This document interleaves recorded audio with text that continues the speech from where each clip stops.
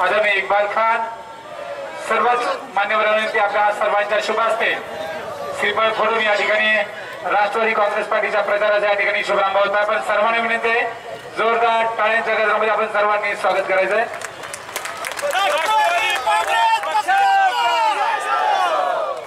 सन्माननीय भाऊसाहेबजी गोहिर ज्येष्ठ नेते आपणास देखील विनंती आपण या ठिकाणी नेहमी आम्हाला सांगितलं की अजित उद्याची 25-50 वर्ष डोळ्यासमोर ठेवायची आणि तशा पद्धतीचे निर्णय घेत जायचे, त्या निर्णयाचा फायदा होतो। आणि ती सुरुवात केल्यानंतर आम्ही आमचं ध्येय गाठायचंच हा निर्णय घेतला।